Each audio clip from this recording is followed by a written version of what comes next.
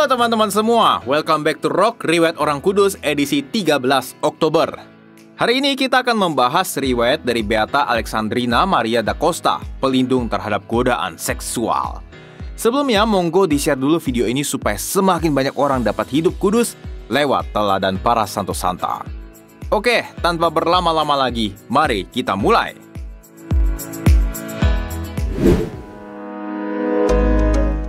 Cerita bermula di Balazar, Portugal, tanggal 30 Maret 1904. Lahirlah seorang bayi bernama Alexandrina Maria da Costa dalam sebuah keluarga miskin. Saat masih balita, ayahnya meninggalkannya sehingga Maria hanya dibesarkan oleh ibunya sendirian, guys. Bergerak sebagai dua figur sekaligus membuat ibu Maria cukup kesulitan, guys. Belum lagi masalah ekonomi yang mendera. Tapi ini nggak menjadi alasan buat putus asa. Dia tetap hidup dan membesarkan anaknya sesuai dengan ajaran Kristus yang penuh kasih dalam penderitaannya. Oleh sebab itu, Maria tumbuh menjadi seorang anak yang religius, periang, santun, dan disukai semua orang, guys. Tapi karena kemiskinan yang dialami, ia terpaksa meninggalkan bangku sekolah saat usianya 9 tahun.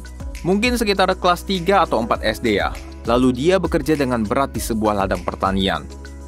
Saat usianya 12 tahun, Maria juga menderita sakit parah akibat infeksi di salah satu bagian tubuhnya. Bahkan dia hampir meninggal, guys. Tapi ternyata ini adalah sebuah tanda awal dari rencana Tuhan di kemudian hari baginya. Di bulan Maret 1918, Maria mengalami suatu kejadian yang mengubah seluruh hidupnya, guys. Waktu itu Maria yang sudah bekerja sebagai penjahit tiba-tiba didatangi mantan majikan dan dua orang pria lainnya. Mereka ternyata mempunyai niat buruk memperkosanya. Demi mempertahankan kemurniannya, Maria melarikan diri dengan melompat dari jendela setinggi 4 meter, guys, kurang lebih. Jatuh dari ketinggian seperti itu membuat tulang punggungnya patah. Dokter bahkan mengatakan kalau kondisinya ini irreversible atau nggak bisa kembali ke seperti semula, sehingga Maria harus mengalami kelumpuhan. Kalau kita divonis dokter demikian, apa respon kita, guys? Marah? Kecewa sama Tuhan? Maria justru terus berdoa dengan tekun kepada Tuhan, meminta rahmat kesembuhan, guys. Ia bahkan bernazar kalau sembuh dia akan menjadi seorang misionaris dan membagikan segala yang ia punya, lalu memotong rambutnya dan mengenakan pakaian berkabung seumur hidupnya. Sampai usianya 19 tahun, doa-doanya belum juga dikabulkan. Namun dia terus menyeret dirinya sendiri ke gereja, sehingga membuat umat paroki yang lain takjub akan semangatnya, guys.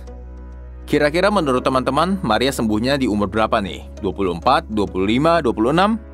Nah, ternyata sejak tanggal 14 April 1925, ia lumpuh total dan terus berbaring hingga akhir hayatnya.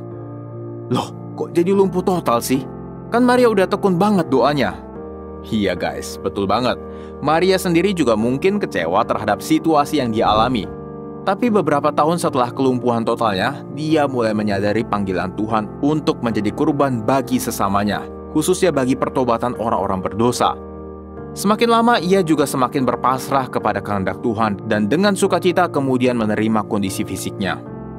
Maria bukan hanya menderita fisik, guys, tapi juga menderita secara rohani karena godaan-godaan dari setan yang sangat luar biasa. Namun karena gak ada yang mempan, setan ternyata juga mulai ikutan main fisik. Seperti halnya Santo Padre Pio, Maria diganggu setan dengan cara dipukul dan dijatuhkan dari tempat tidurnya, sehingga tubuhnya yang lemah itu makin tersiksa, guys, dan memar-memar. Tapi penderitaan Maria ternyata membuka dirinya pada kelayakan untuk menerima karunia-karunia rohani dari Tuhan, guys. Mulai dari bau harum pada dirinya, penampakan Yesus di dalam kamarnya, sampai ekstase rohani. Mungkin kalau teman-teman ada yang pengen lihat kamarnya Maria, kurang lebih seperti ini nih. Dan sekarang ini, kamarnya juga menjadi objek ziarah umat Katolik dari seluruh penjuru dunia. Maria sangat sering mengalami ekstase rohani, dan di setiap ekstase ini, Tuhan mempunyai pesan untuknya pribadi ataupun untuk disebarluaskan ke seluruh dunia. Karunia ekstase ini juga membuatnya mengerti betapa dahsyat api derita penebusan Sang Kristus, guys. Oh ya, ekstase rohani adalah sebuah keadaan di luar kesadaran diri ya. Kayak kita ada di dimensi lain gitu, sehingga kita bisa berbicara dengan Tuhan, malaikat, atau makhluk roh lainnya atas seizin Tuhan.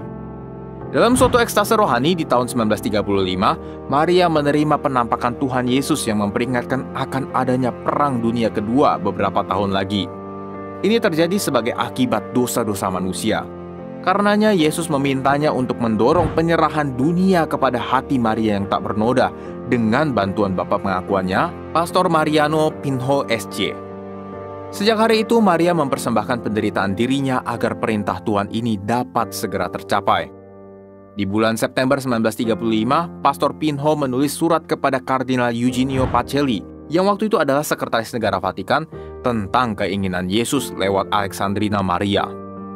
Tanggal 31 Oktober 1942, di masa Perang Dunia Kedua, Kardinal Eugenio yang sudah menjadi Paus Pius ke-12 mulai mempersembahkan dunia kepada hati Maria yang tak bernoda dengan menggunakan gelar-gelar seperti diwayukan kepada Alexandrina, Ratu Alam Semesta, Ratu Rosario Tersuci, pengungsian umat manusia, dan pemenang dalam semua pertempuran Allah. Kita agak mundur sedikit ya, antara tanggal 3 Oktober 1938 hingga 24 Maret 1942. Di masa ini, Maria sekali lagi menerima karunia dari Tuhan untuk mengalami sengsaranya di kayu salib setiap hari Jumat. Rahmat ini dia alami baik secara fisik maupun rohani selama 3 jam guys, untuk merasakan saat-saat terakhir hidup Yesus. Salib hidupnya juga bertambah karena banyak orang-orang yang dia harapkan bisa membantunya, yaitu para pemimpin gereja, malahan salah paham dan justru jadi menyerangnya. Setelah masa itu berakhir, tepat 3 hari setelahnya, tanggal 27 Maret 1942, Maria menerima karunia inedia dari Tuhan guys. Inedia merupakan sebuah kemampuan untuk hidup tanpa makan apapun. Ia hanya hidup dengan menyantap hosti kudus selama 13 tahun sisa hidupnya loh guys. Keren banget kan ya? Peristiwa yang gak bisa dijelaskan bahkan oleh para ilmuwan ini dijelaskan oleh Tuhan sendiri dalam ekstasenya. Kamu hidup hanya dengan Ekaristi, karena aku ingin membuktikan kepada dunia kekuatan Ekaristi dan kekuatanku hidup di dalam jiwa. Pada tahun 1941, Pastor Pinho dipindah tugaskan ke Brasil, sehingga Maria nggak punya pembimbing rohani lagi. Tapi syukur kepada Allah, di tahun 1944, Maria bertemu dengan seorang pastor bernama Romo Umberto Pasquale, SDB, yang kemudian menjadi pembimbing rohaninya yang baru. Ia membawanya menjadi anggota Ordo Ketiga Salesian atau Association of Salesian Cooperators, atau ASC, tanggal 26 Februari 1945. Dan di sini Maria mempersembahkan penderitaannya bagi keselamatan para kaum muda guys. Pastor Pasquale juga memintanya untuk terus mendiktekan segala peristiwa yang terjadi sepanjang hari. Dan hasilnya adalah sebuah buku harian. Hal ini terus dilakukan hingga pada tahun 1955 kesehatan Maria semakin memburuk.